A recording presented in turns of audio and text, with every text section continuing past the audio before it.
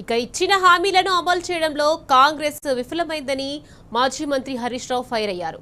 ప్రతి మహిళకు నెలకు 2,500 ఇస్తామని చెప్పిన మహాలక్ష్మి పథకం ఏమైందని నిలదీశారు. చేయూత కింద వృద్ధులకు 4,000 పెన్షన్ ఇస్తామని చెప్పి ఓట్లు వేయించుకొని ప్రభుత్వం ఇప్పుడు ముఖం చాటేస్తుందని మండిపడ్డారు.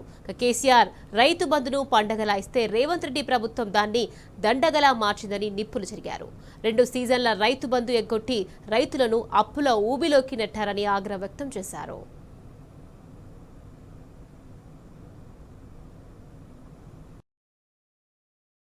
నాడు దేశానికి ఆదర్శంగా నిలిచిన తెలంగాణ పల్లెలు నేడు కాంగ్రెస్ పాలనలో వెలవెలబోతున్నాయని హరీష్ రావు మండిపడ్డారు. జాతీయ స్థాయి అవార్డుల్లో సగానికి పైగా తెలంగాణకే వచ్చేవి. కానీ ఇప్పుడు కనీస నిర్వహణ లేక గ్రామాలు అస్తవ్యస్తంగా మారాయన్నారు. ఇక గ్రామ పంచాయతీలకు నిధులు విడుదల చేయకుండా ప్రభుత్వం చేతులెత్తేసిందని విమర్శించారు. గ్రామాభివృద్ధి చేసిన సర్పంచ్లు, కాంట్రాక్టర్లకు బిల్లులు చెల్లించకుండా ప్రభుత్వం వేధిస్తోందన్నారు. ఇక చేసిన అప్పులకు వడ్డీలు కట్టలేక వారు ఆత్మహత్యల బాట పడుతున్నారని నిప్పులు చెరిగారు.